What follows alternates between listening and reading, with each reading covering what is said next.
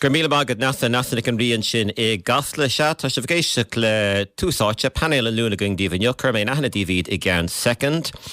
A chu dúspáir na sunraí tagmhálach chuige héna chuige trí an éhar text ní mátá dú dúsgart an héir 8 8 9 8 cín rit gur RnaG a chur tústa heachtrach tá mid ex nu an choras gilcrucht a mátá aon duna fós ar sin ag túsáte agus rifoscaí túsáte ag ortaístada I níis tá panel ítach sárva Escachtúil deis bhéalach léanta cliste éirmúil gom díomh inniu agus bargah a bheith go matrééis na mé sin a rá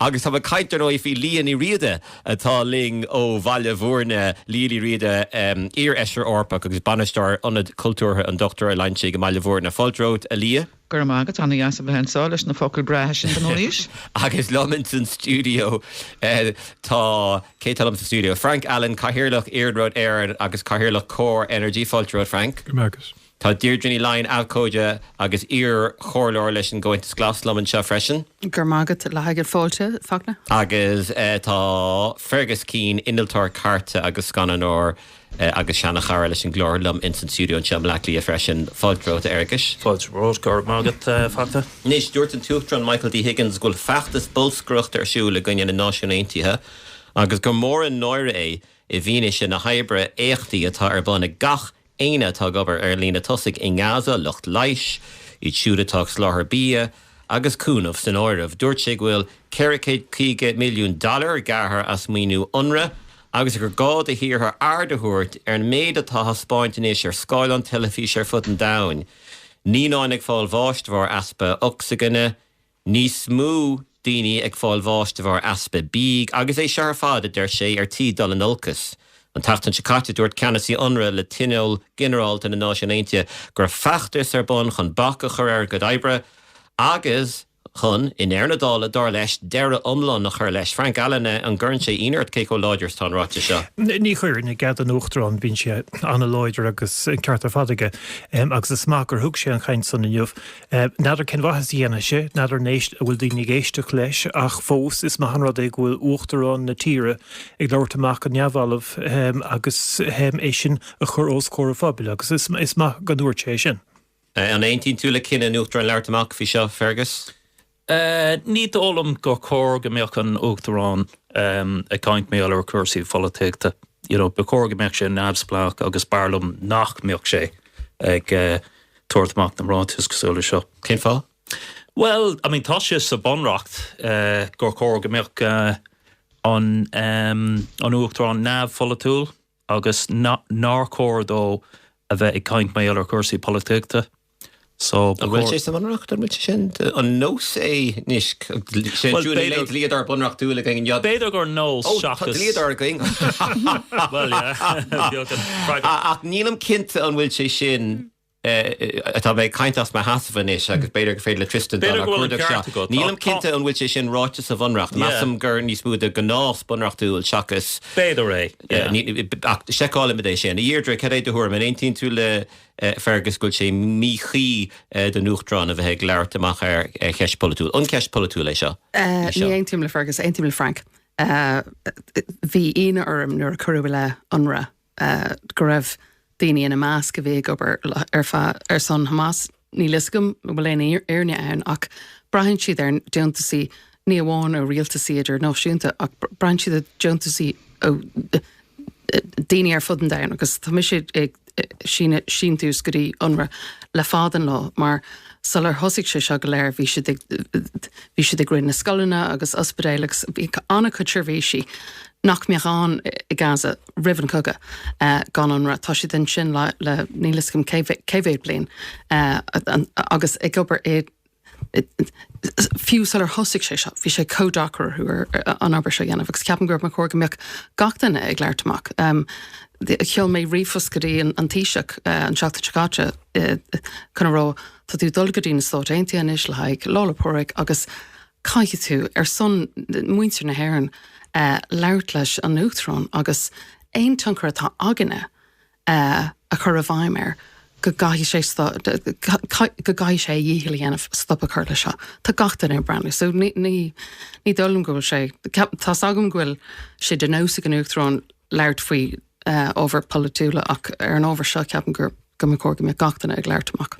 Liadh Riada der nóí has tú hain I dáchan Uachtrántacht. Céad ceapan tú hain fi chinna Michael D. Higgins bhfuil sé chur leiristeach sa pholaíocht leis an ráte seo agus an bhfuil sé seo muochaí nu bhfuil sé duanamh anadíoch chuí ar muintear na hhéir an dar leat. Géadal síos is stáin an gúil sé duanamh anadíocht chuí ar muinte na hhéir mar thrás agus ar dardal síos is ggéirchéim go an údatá an.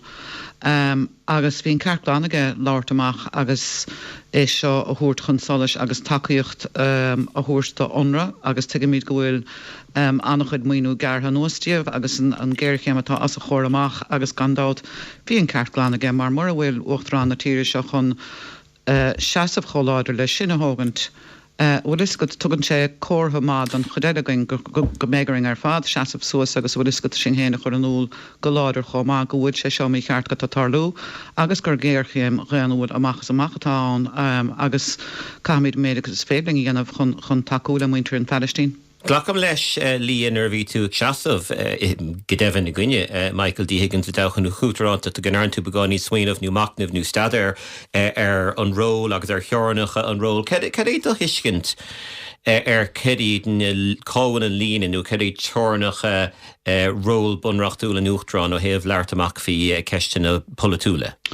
Well, is toch chafa bheith cuamach gandát mar tá bhí rudí áthe is toch na fitfa chafa bheith cuamach an sa bhéad chuirfa tá hain chun cín sa bhéid mar bhfuil is go táú nanugus bheith afsplach táú bháin ar son pobl na tíre seo ach a gnám géana is bheasa agus tá bhí a géir chur chun cín gur chóir gomeach goháin ag an Uachtrán is toch a chun rudí áthe thuairt chun solas agus nar chóir go dtíirech figúra bheáin chun tuairtamach go dtí seirbhísí áthe agus cheappas a gánaí go raibh sé táach go mech an cad an Uachtrán dolasteach sa dáil agus láirtamach méallar rudí gur chóir láirtamach méallar agus seo ceannas rudí gur chóir láirtamach méallar mar gan áras mar dúir tanna féin is géirchéim réanúil idirnáisiúnta tá gceist agus más políochta há agus tá políocht buint le gachrod ach a gnám géine nuair a han tú cainte ar rudéag na ar réanúlacht mar san is stáil an ggóhfuil agus séisnintis go bhí gom go raibh sé do chumas agus go chóirgamach sé do chumas ar an Uachtrán láirtamach me an rudéisisin. Fergus cad ar fáile sin gur ceist réanach dúil go príomh agus ceist folitúlatá seo. Yeah, it's talk well on.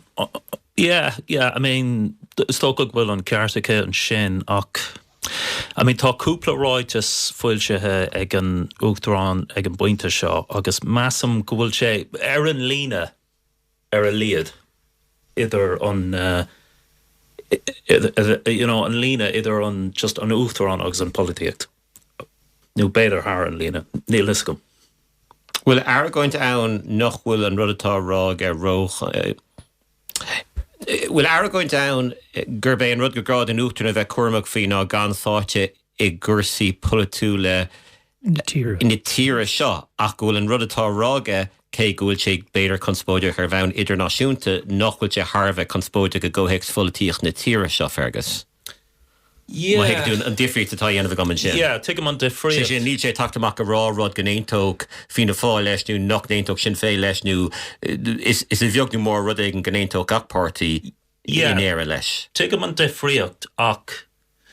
Bucorg meach sé fragratha as an tíre léir agus na sais na smuintí agsúla bheoch ag gachtainna. Mar, so fuinte seo tá alán líomhhaintí a buint le UN RWA agus Gaeilgeacha leis an le Hamas nó nachhfuil ach tá ceisna méallar agus ceisna gohfuil ag an stáit America agus tíre eile agus tá na ceisna ann so tá sé conspóideach agus is cuasaí politúla atá gceist. Ná ghlacam leis nach muineann sé leis an tír seo ach tá lándsmuintí agsúla sa tír seo agus bacórga meach sé cuaramach méallar sin, Tá an léirithóir ag clóscríomh rud isteachta me seo ón Bhunreacht Okay, an mar ceartta gom nú nach Well, líl lavar dubla go go fóil. Der sé te leis an Uachtrán, tá sé tacht te leis an Uachtrán uair be tris córlach lacha leis an gcóirla stát. Córla glacha. Ahas go curfi rád an náisiún I dé ach ní ahas ach ní hééis sin rutá tarlún seo. Is féidir leis éí an sortin. Is féidir leis ahas céan is anmh is rud anna eiscach tú leis sin ar dhéan an Uachtrán ahas gachas ráitis. Ceapan gneorna mór bhí robinné. Mór bhí Raic bhí gatan rá, tá sí kind of rá. Agus bhí sé kind of conspóireach ag an am, agus ní liscom ní cuilam in Nílam ní dóilm gur nach sé gála leis an gála start mé an ráte seo. Cogur ní díreach ar level well, vís codarrá ní díreach ar level cóáú le Michael D. Higgins ach in áíir ní sin mí cheart a churbe, tá si do bhainníos cáú le Michael D. Higgins ag an buinte seo béidir an banna kneecap an banna rap as bell ferste. Tá siad an trééis ógurt nach mééis siad ag glachapáirt a bhéle ceol agus trochtála a bheith arsúla Texas, South by Southwest is Sanamdó, mar bhfuil gail gar darló ag an bhéile le cuideochtaí armlón agus le harm bheile cá atá é láthair na huaire agus seo héad a chud focail héin ag cuidiú le cinníú agus le géhanú pobl. So can I do her and fi chinna kneecap, Frank? Well, ní mór Banna bhfuil anna ólas a got there. Agus anna hanolalas a got there who. Ní mór ólasá go mar kneecap ach is tramprí bhaideach ir agus is fuú héin I mecht go South by Southwest nó fannachta go baile agus má siad an túrimsan gur chódóibh fannachta go baile tuisnar bhaile ó bheith America tak námas an ceart go sin é sin íanamh. When he nar bhaile ó bheith America níor bhaile a bheith ag an ócáideoirí sin. Fergus ní meach measa got ar thuasacht principal Hurriv gano? Well, actually, tá simagum nika is malum on kill ach barlum da van fa da van hook shield leis an geol shakas a bheith Tá go bhana gachtain amachchas políocht in jo. Well, go mór bhór daoine a bhainean le ceol. Ach nach bhfuil políocht le táirnacht den rud a dhéana kneecap. Nach bhfuil sé ní féad le kneecap. A yael, nach me sé si cosú a rá bacóir de Christy Moore fanna glánó folíocht. Níor bacóir. But níor No, I leon rud níos ladránaí ná ag éisteach le banna ceol nó celebrities a ráling cé, na smuointí bacóir bhí gombeoch go gcuin. Darlumsa. Ní bhfuil sé sinna tar siúla kneecap. Well, Nuair si dar an leit cá siad na héadí leis an brat Palestínach agus bhí siad anna a díreach faoin sibh bhí á thugáil acu agus is bralamsa kneecap, full disclosure. Is bralamsa, come on. Is bralam an ceol. Is evenlum an ceol an ceolach leistóil an fís a bhí acu nar bhís there an leit. Franny sé go híntaach agus na daoine óga seo eáil ag canna as gailge is brala mé. Mar tá sé có de muffóistí bhar breanúir, tá sé simúil, níl fatús arthú rá cad cheapan siad agus tá siad go thomláin politiúil, tá ceol politiúil agus bhí mis sé géiste leis nagal seo cheam ag siad go hínta agus fiiste rá níl mid I déanamh ceol le haag daoine sevra ón deisgurt agus fi mé le OK. Níl mis an target marga de kneecap agus is parliaments ní chuint sé seo éín ar Liadh?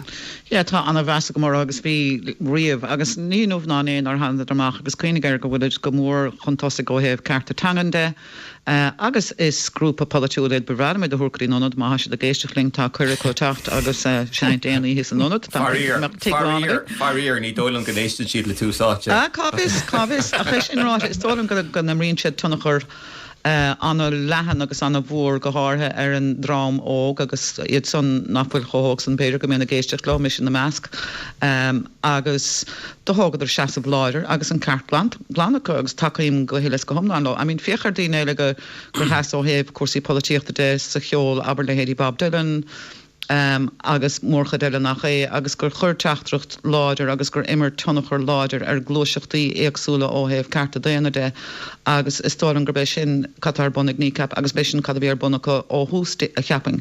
So ní héan rud nóid a bháin go bhfuil Tás go an tahantas idirnáisiúnta bunta machchanis go méidir go dtíine tógan ní smó ardra agus is úntachan rud ag bhfuil a gúsáid an rugga mé arsúlacha na chud filíocht pe mar a léingse agus a chud ceol go bhfuil a chur an teachtrach bláidir seo amach ag an túla muintre an Palestín agus ráluch caafar stoppachar le seo agus gan a bheith a túirt takeíocht a drámana go bhfuil a túirt airgad olmhór go dtí an arm. Déir ife atá géiste ling níonne ná a thosaigh Michael D ag leart amach go nabhalah agus é an Uachtrán chunascúil íonar an banil. Well, ife le bheith fearlta an fanil, í dóilm go raibh íonar ar aine ar an banil. Bhí duine bháin ar an fanil beidir ná capgur swinoine maithe, ní raibh íonar. Now toscom go chur mission cheist an bhfuil íonar ar a bhach sintas rud amaideach a dhéanana lorthirí ar chláir radio, nuair tá isacú go amach cén freagra a diofa siad ach caiith siad an ceiste chu chun an freagra áil mar d chuige héna chuige trí, ihar teex 8 ní ó thuisgart na hhéirnach na cílitre go RnaG a bheith tús de heachtrach. Gur mágad ife faoi de heachtracht is braling bhur go teachtracht dí áil inis. Éiste seo, cai fiad fáil fille ar na rudí banúsacha agus an bille fuachaint agus a riile a chahabh a drapaisí, caafar díriú ar hiíocht, sláinte agus lí agus ceirt agus éirí as a bheith sudar i ní an drám woke. Tosig a géisteach le daoine, stoppig leart úsal le híise lo agus stoppig géisteach leis na glasig agus na NGOs atá gartha amach ó an saoil. Bine scríomhan tachta dála de chuid fina fáil a limnach bhuiileo dí ar na meanthó síalta dac leis an bhóta níl sna refan fin teilech agus fi chóram jarveh sé gur bhótal sé héna gainean dá bhulla deirdhní lein chólar leis an ggóintas glas bhfuil an cart ag bhuiileo dí gur gád an rialta stop a géisteach leis na glasig agus na NGOs atá gartha amach ón saoil. Ní dólam gur feib éisteachta é seo go mór for bhí anna daoine a bhótal sa bhealach ar bhóta siad mar níor visagu cén míúáin a bheoch ag an dólasú seo na fola seo cad is brí le gailta fadtharmach dagan a bhí san lasú cluine. Agus ceapan go raibh drám beag a bhí rá branig ar seo is kind of ONCA ar an cultúr woke agus ceapan óíire go raibh anna chud rééisúnig daoine orthair fud na tíre céim fáin ar tháinig siad amach a bhótal, céim fá gur bhótaigh siad sa bhealach agus bhí sáis ceapan mar hir go dógan muid smaointe agus té smaoine go dagan ar fud na tíre agus ceapan gachtainna inis táid go léir chun bhótal níl agus sinné. Agus ceapan beidir gur béis seo a thorla. Bhótal mi se i bhóver an lasú cluine. Bheanna go daoine rá cad is brí lena fola se beidir nach go lisig daoine ach tá cearta áginna ar fad i Bhunreacht éireann nach bhfuil scríomfa sa Bhunreacht ar chorabé agus tá sé sin ann le 50-60 bliana nús. So ceapan go raibh roinnt daoine a bhí kind of bhí ag déanamh an numracha trobláid faoi lasú a bhí dírithe ar over fíorthóhachtach agus chun antas a thuirt do gailta ag agus ceapan groise sin anna dhearfach an cean eile faoin cuaram ceapan an agalah a rinne an seanadúir Tom Clown déinteigh mé le sin agus just ceap mé chun rá tá anóimiid daoine atá ag tuairt cuaram dá tailig agus sa clown ach nachhfuil an cearta go an cuaram sin áil agus an agalah thugan tíise agus tá agan bhfuil an tíise go rá ó gearú an tagalah sin agus níor tháinig an míúáin trasna ach nuair dúirt sé ní dólam gur post an stáit é cuaram thuirta daoine deir sé sin níos nach raibh an cóhex ar fád creaalta ach tá rudí éagsúla thorla ceapan gúil sin nach bhfuilte go siimplí sin. Ní seo go siimplí sin rudtá a bhfuil dí na? Fergus an éontas bhfuil dí bhfuil sé nám den rialtas tostú géisteach le daoine agus stop a géisteach na glasig agus na NGOs atá gartha amach ón saoil. Well, tá cúpla pointe maithaige. I mean, tá bhuiilí a dún leis an bobal is tócha agus, well, tá sé dún leis an bobal i Limerick. Go hána leis an sa tábháin. Tá sé dún leis an bobal i Limerick, like, is tócha go bhfuil na polatóirí astún leis an pobal, I mean, tá sé sin sa léir. Ní ra bhá party. Tá caithfik ar trastart. Tá takes ó 14 ditse deir sé an Gavin Fergus an Gavin Fergus go chóir Willie D fannacht amach go chuirsaí políochta agus fad second agus dul leis an geol Tá a salam de? Martin sin tex Bhíolte sin sa múl Willie D ag seán ceol Tá anbhrón am Oscar Trasner No is fiú an text sin a lé go Well, massam go gafar cás láidir dhéanamh don Bhunreacht athrú, agus ní raibh an cás sin á dhéanamh ag an chorus politúla dar lumsa. Agus, you know, I mean, tá sé rá dhéanamh domsa ach bíbhing lom cúpla bíana chahabh sa bhaile lemma iníon, agus bhí orm ó cuasaí ó héamh cúisina ach na méachta í ágant agus dul ag obair. Agus dámbeoch éon athrú a dhéanamh gomsa sa Bhunreacht chuirthing an dá his mathóiristeach an sin, an máthair agus an nethir. Agus is muoine bhana má an a bhá go mbeoch an stáid ag a rála daoine nach córdó nach mbeoch brúart an teach ágant agus gur féidir leat arróthirt do iníon nó do bhach. Agus tá sé sin sa Bhunreacht agus is muoine maithe. An léirú é seo before doing a úsáid fi. Okay, an léirú é seo Frank gúil graim feite ag mionlach tá mé saiste duineh má Willie D in bhanach a chuirtamach ag ír má Willie D in bhanach chuirtamach ach an léirú é seo gúil graim feite ag mionlach neamh anadíoch neamhríochtaí neamhríaltasacha áirithe agus gúil siad brú chlár ebre a go héin chun tosig nach bhfuil dún leis an bubble. Is there nach bhfuil an ceart a go nó go Willie D. Tá sé spéisiú gúil scoing inniuh chus marcha Willie D a bhóta an teachtain smig haring. Nadidir an raibh Willie D gínsin den bubble déir dín chus mar chathug sé bhóta. Ach péis geile ní dólann go fear son. Well, tá sé spéisiú gúil daoine teachtamach inniuh árá gur chaidir bhóta i gcuine an dá bhla. Taréis fáilteach ghfuil an chuid is smód an bubble. Ní arna sé facta fíocht son. Bhfuil níor dhéon mór an daoine feachtasíocht néonsró. Ach ní dólamm ghfuil smacht feite ag na heagríochtaí son. Mar dámbeoch ní bheoh tora chóláidir son ag gcuine an dá. No, fan second now. An aragúint tá dhéanamh ná gur an cúis gur curú na rudí seo os an phobal a rudí a bhí có deirdarmh aftún le mion an phobal ná gur raibh daoine bhí arhrú aftún leis an bubble agus gur léirú é an tura sin go bhfuil na daoine tá ag brú nach ghlachá leis is é seo an dúil tú is smú de réir mar Higgin é star an stáit. The Reifrin, nach butún eilmhór brethúna sé sin. Well, sé, ach is dóilim sa gur mach an rudé ghfuil an iritin daoine sásta bhóta i gcuine moltaí atá curthós córa phobal ag na páirte mór ar fad.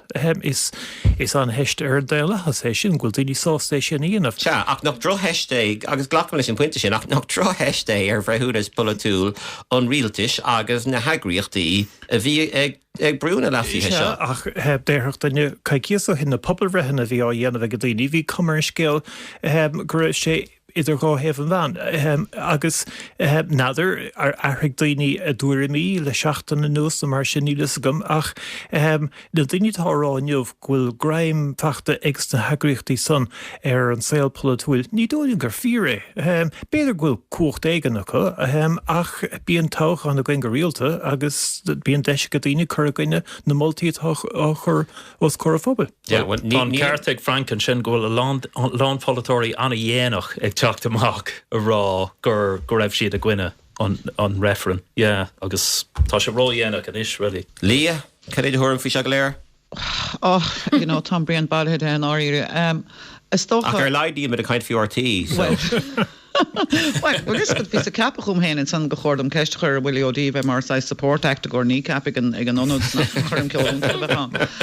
Ach sin rá look ní chur sé éanúnarum gur hánig an nuir san díad amach an bhótáil nach chuineh agus is tócha gogélín sé nachhfuil na polytóí a dún le catarsúlar a dálah leis an pobl agus tam díirech caiintear daine an méid daine gur bhlas a lá go raibh a bhótáil ina chuineh agus ní ag an nómat dénach gur hála sé seach an irid táis bheith caiinte agus á phlé le tamil is stolan gur vespa tuiscintána cad go díirech bhí geist agus bhí ceist náma a cad sa díal a chialaíon an chongus bhuan fásacha seo agus do chur sé stocha córa ceistán do riine mai álar a cheartta féin agus cad an himplachtaí bheith chanan san amachchan so agus bhí daine fear go chomá a caint mai álar an costas don Reifrin seo ar atha an ggéircéim an ó héh costa sí mar achtála le tá daine an ngróchás agus tá cuasaí mar achtála me chun donis so beis canas an rudí eile stálam go raibh daine ní hé gur áidir caint ar an stocha na leasathe úd sa bhéidir narbéid sanna an méide chuir isteachra ach an fergatáin ó héh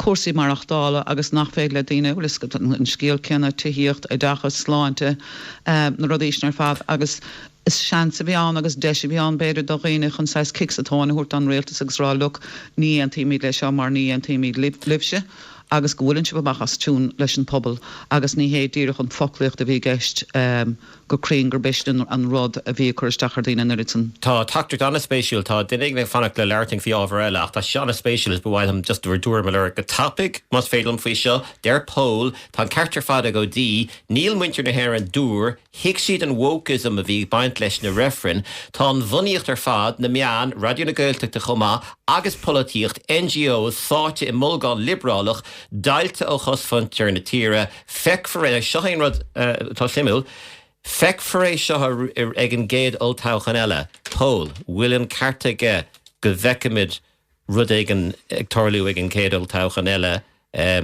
rud ag an difriúil agus tá lán cainte fi seo. Ja, is dóidir go beag misneach ag na teachtaí dála heb fendú nasplacha fendú beidir tá cuioine bhar 40 nua churbon ach náidir aníana seanna ífar ó héh líon an iad tá teachtaseach i deach lein ar na ceistan na son.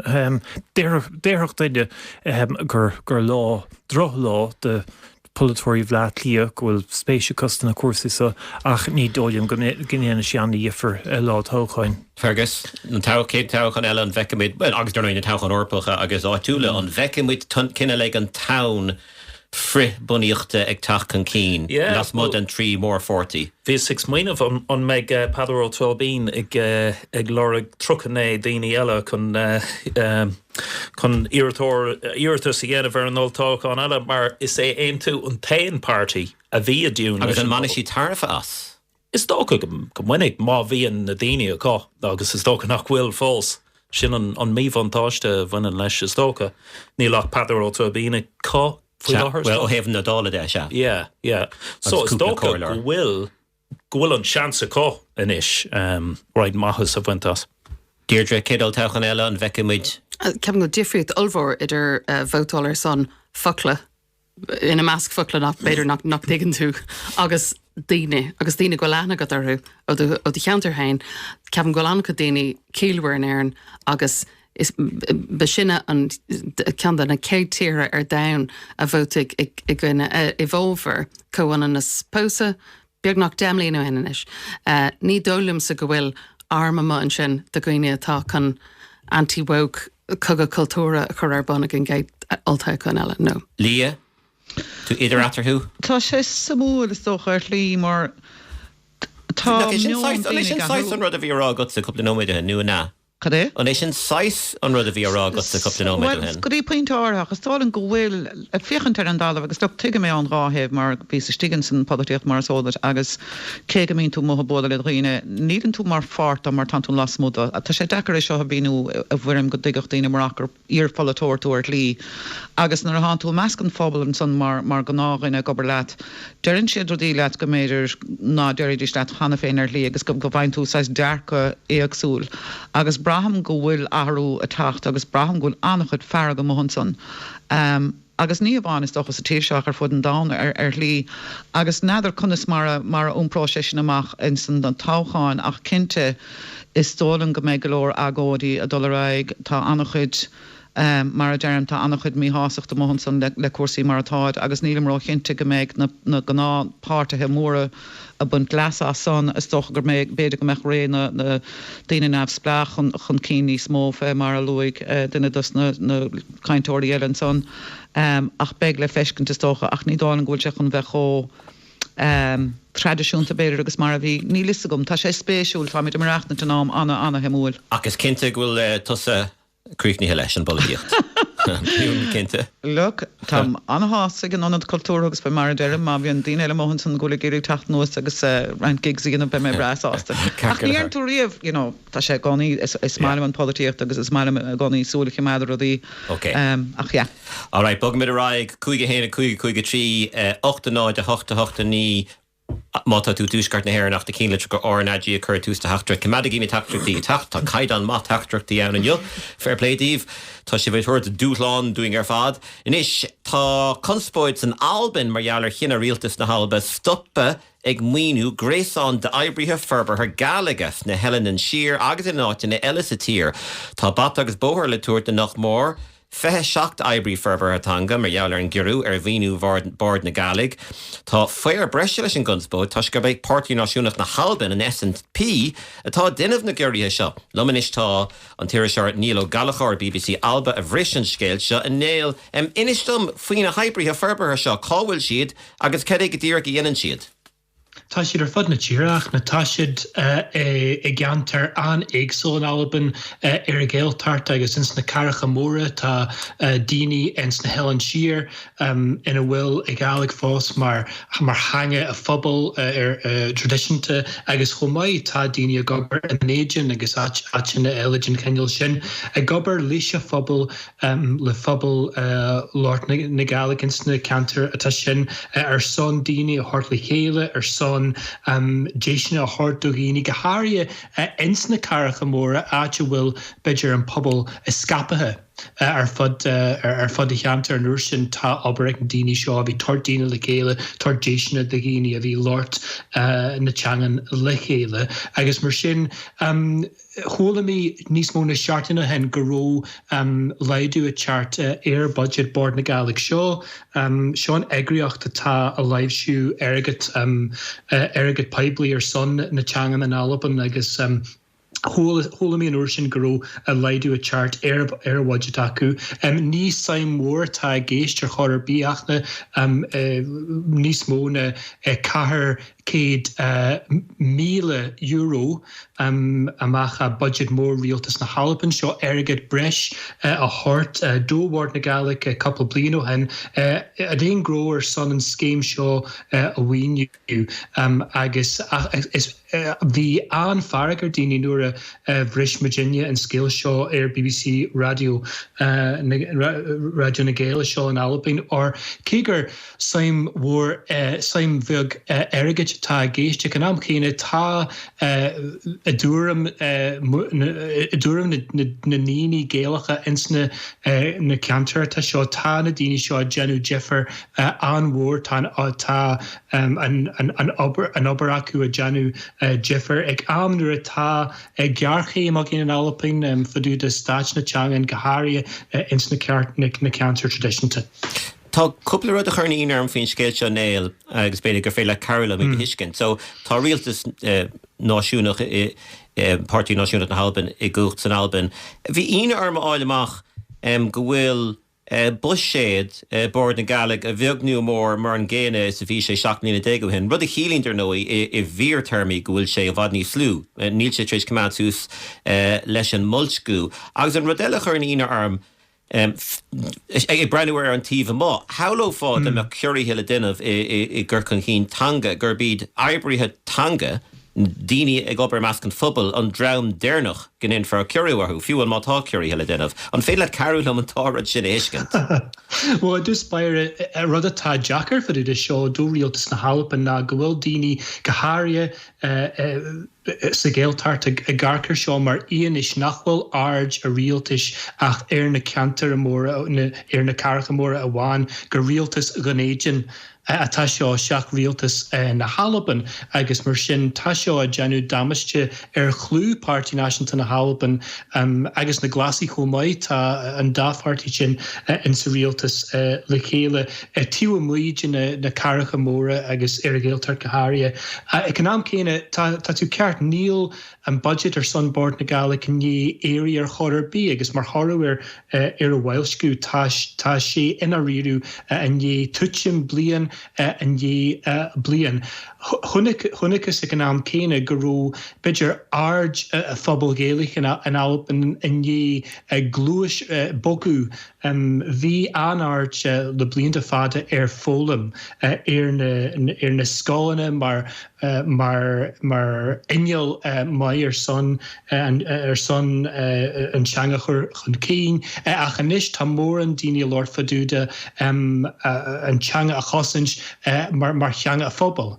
Agus mar sin is áte rudé anis go bhfuil a rialtas a ní ceniu a dheanú a bhí sa fágal go bhfuil na daoine atá an insna cantar seo a másca phobal ar son takeach a tort an teangan anis a gimacht. Rud a bhí anáte an am chéine ach na sé goró Bord na Gaelic féin na Geran Fadúda seo.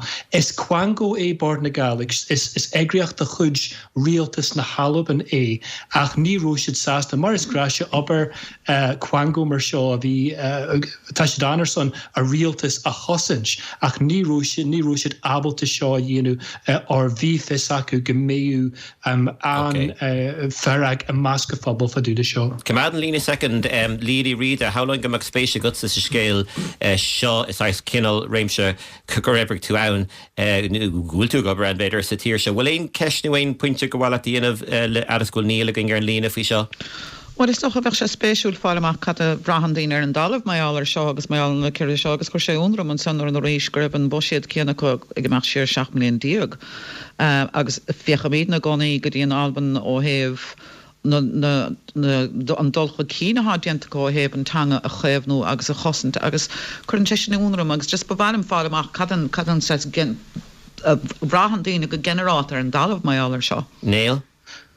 Ó silim go bhfuil seo gohairje Jackar a chreidjint ag amatá rialtas na Halaban ag le labháin tá sé de tart airgid ar hiúil ó Bord na Gaelic ar hiúil an teanga féin. Ag an am chéine tá sé de ginú éireacht íireacht fi láthair billion úr a chur fríide Parliament in na Néidean a billion úr na teangacha Albanacha a bhéirú freigra agus cuachtaí breise do Bord na Gaelic ar son na teangan agus takeis an siimplí an inis agus sin go dtí mar is féidir le Bord na Gaelic dtí mar is féidir láfa níos mó ibre a dhéanú ar son na teanga nuair atá níos lú airgid go bhí acu agus sin an cinneal a rud atá aiste faú an scéil seo ar fad agus tá daoine a grá agus beidir go bhfuil seo go bhfuil i gceart acu go bhfuil cuid insa rialtas nach bhfuil a tuicfáil ina riú go dtí cho mór agus chu Jackar agus a bhí seo de phobal beag na Gaelic an Alban. Cá chuúla mar éis sin hena nílam chundul chuigan cudéile den banéil an gan sin mat sin cacalar mar a scéil eile gohfuilm léimte Raic chuige. Cemad súléir an néil agus má bhín éon Herbert nó má tá éon chans go mí gurtar an cinine ar ceall be beidir go mé a caiint le fíríis. Níl galachar agus cógáirgus áachta an scéil a bhrisise an scéil córagraí polítíachta le BBC Alba an sin. Bogabid Raic ó tá teachtrachan seo ó John Adair stachar a haulú go mbeoch Gaelic na Halban peoch níos láidrin Alban náfsplach má siad an SNP atá leistíir dis na cuirithe seo nach bocht an scéile sin Adair John. Inis tá díoltaithe go faragach ag an Uachtrán de ráitis a rinn an pápa Prontius ag mulla gur chóir go mbeoch siad a bhaoinín ag an Uachtrán an brat bán a ordú mar dúirt sé agus dulaman cainte leis an rúis. Agus gur sin an rud ceart le duine a dhéanamh nuair ectar dóibh nuair go mnaiscéil agus gur sin an rud ceart le déanamh nuair ectar dit gúil cailte got agus sinna dúirt sé nuair ectar dit gúil cailte got agus nachhfuil cuasaí dul go maith dit. Dúirt airgan ó eachtrach in Uachráine nach nódóid an tír bratar be seachas an brat garam agus buí agus dúirt an Uachtrán Zelensky gur idir ghabháil fiúrúil a bhí siúil ag an bápa. Agus caintear bhratacha ordú dal an scéal ordíoch brat na súlanna den chéadúir ag ceanáras NATO sa bhroséil inneo. Frank, an pápa, ce ceapan tú? Well, de gnábíon an pápa princess na mulla go sé sósta láirtamach an neamhálah agus chuir mí thuirt seachas bheith léamh scriptatáil bheith go daine an eile. Ach an báta go háire úsáid an frása san bratach bán áardú is trú go dúirt sé agus ní dul go an ceartaige agus tá daoine bhfuil tepe ar arm agus rialtas na Uachráine. In áirí tá dairigh Harbárló i gcuine arm chum mór san tá seileh ghlacha ag rúis ar Crimea fecht cumata go agus chuide urthir na tíre, ach tá taréis gaiir anmhahar fad ag arm na Uachráine. Béidir go an cearta go pápa gur chóir de rialtas na Uachráine tosnú idirhhartíocht de dhéanamh mar an rud bhó hálóigh inis ag deir na bliana má hagan Donald Trump arnáis den teach bán agus má deir an sesin náúir for pingin breise den Uachráin beag feiban anmhúr ag an Uachráin an son ach is mór an trú gur úsáid an pápa frás ar nós bratach bánach ar an áirde. Fergus? Yeah, ní éon tíim leis an pápach an Riada agus bhí únarm gur dúirt sé sin ach fós, I suppose, caithfar idir bhartíocht dhéanamh ag pointe aigen. Ní éon tín tú leis an bun tachdracht nó ní éon tín tú leis na focail a dúsáid sé? Leis na focail a úsáid sé, yeah. Tá na focail... So an dóla dom rudig ar sé trééis caiintena síchána lurag ach beidir ar líag an nocrah coin taobhach nó trééis éileh ar an dáthaíomh gombeoch sin níos an glachta. Yeah, mar caithfar caint idir bhartíocht dhéanamh idir an dá idir an Rúis agus in Uachráin ag pointe aigen agus is dócha tar éis gá bhliain anois tá 6 leabháin ann tá níl aine ag bóchant. Well, dhearg reintíní go an rúis ag búchan fi láthair. Dhearg reintíní go an rúis go an lábh an uachtar ag an rúis fi láthair. Well, I mean, dhéan siad iireacht a Kiev a thugant agus hepartha go thomláin mar dúirt Frank níl siad ach ag tógant áidena san uirthir seachas na háidena eile is tír olbhúr atá gceist agus is dócha gur an taime a bhí aá ná an tír omláin a thugant agus hepar ortha go thomláin le sin. So is dócha agus bhí caint mé ar spring offensive agus gachród agus níor hála sé. Agus is níor airig leis. Hála sé ach níor airig leis. Yeah, so is dócha bhfuil sa stalemate ann inis agus bacór gombeoch idir bhartíocht aigen idir an, I mean, tá Israel agus Hamas i caint fiú, so bacór gombeoch an Rúis agus Uachráin. So tá an ceartaige is slíomháin sa taobh sin. A dhéardre, so de gá cheist, tá sé seo trééis sciiltí gá cheist inis an raibh an bun rud an bun smaoinemh I go má nó an é ddíirt na focail a bhí amscí nó an rud ar fad amscí. Tá sé dachar rómar dúirt an Vatican iní an aglah sin nach sé gceist acu rá gur cóir den Uachráin géile inis den Rúis. Ach tá pointe bhád níos mó ar siúlann seo, agus tá sa gatainna cad íon pointe seo góbhlín ní túsar coga seo nach stopig an Rúis ag an Uachráin. Agus tá sé nuachta a ríis an seachtain seo tá de tíre éagsúla atá geardan túir an leis an Rúis rá tá anmhagart den órap ar fad agus is sin an fóg go bhfuil an brat sin sús ag fignéisio. Mar tá is duine dá séireach é seo tá sé I bhail ar an Rúis. Tá daoine ag dulagus ag tridir san na Rúise atá le méid nuachgribh firóga ag teachtún Index an Pakistan agus tá sé dá bhealahús. Ok, agus brom tú ar bhostú agus an implocht an rud atá rágat ná is duine dain séireach tá baildir tú de hiortha eile, so cad é an tachtra, cad é an implocht, an implication de rud tá rágat de se go léir. Ceapan an teachtrach seo ón gur cóananas mícheart ag chud an fóbach an Vatican a rá, well dá bhéiteach an bhirrteagh sí síos faoi bhrat bán agus idirhhartíocht dhéanamh. Tá ná cainte as béirle má tá tú ag daise le gorilla stoppan tú nuair tá an gorilla géirí stoppa. Ach inis tá anna daoine cheap ag túsan chuige se nar bhéidir leis an Uachtrán é a bhua. Agus gombeach agus bhí sé anacóliú gnúirt Zelensky níl ticéadúm le gnúirt Tá sé sa bhéile is gnúirt sé sin nílas ach cinnte dúirt sé é béidir ní go litrú ach teigem ru teige tá sé fósán níorthóg si den tíar ar fád tá siad dogisteach in éair na tíre tá siad fós sa Crimea dar nóí ach ní lisa gunne a cáú sé dul cé go fada sa rocky sé.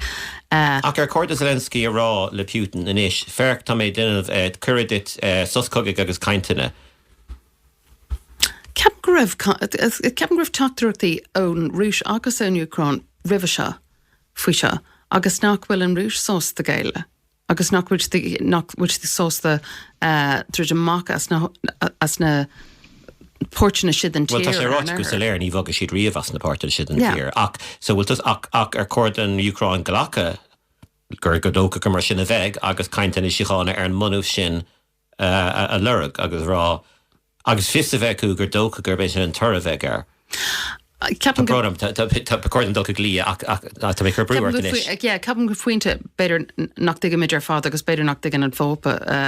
Tá chuir gine am gaid críicnú nóméid níos luthe nó mar bhíoh ar an críicnú mé ar cuasaí fógríochta. So Liadh anna hapig ar fat a brother. Anna hapig bhí sé Ceidir thuair an fhí seo. Bhí sé mé cheart, sinné. Bhí sé mé cheart le head rá. Anna hapig ní có tapig sin. Stálam go rás a cuioine bhar ar muinte nó Uachtrán agus an ísle bríomhhechar a sanna géisteach lei sin, bhfuil is a go a rá le caiisiban an bratbánach ar sós agus sin. So is stálam gur batún a bhíán agus gur batúnsáis amadach a bhíán ar lí le head rá dhéanana batún mór an gáthe ar leis an phobal a bheith arádaí don tortin ach look mar der tú ní go rámagan tam chun síoch go gaú Bhunreacht. Der éistóir nach bhfuil an panel seo sásta ligan de aine leirt amach, nílim cinnte go bailach cén cuid den pléig bhfuil si sin ag tagartó ach sin túair Michael D go leisceil agus an pápa. Béidir. Ó se, fecam an cangal in is. Ní sibh sásta ligan de aine leirt amach. Michael D nu an pápa. Nu ní cap i gás fergus. Béidir bhfuil puinte go éistóir. Cogar siad bhfuil gin díomh ar chlór le an neo. Má bhuicas le an banéil ionach, bhí sibh go ionach. Dírig sibh an ógrichtar inna mé. Fergus Keane, Frank Allen, Deirdre Line, Liadh Riada, agus má bhuicas le Tristan Rosenstock a léirigh Mark Dwyer, man fuime sílan í bheaglí bhí man runíocht be Gardínach nummer ling a leis leis de scailtí sport ag buine ras le bhamórach leis an banéil idirnáisiúnta go scéalta mór in é agus go bhí sin ná den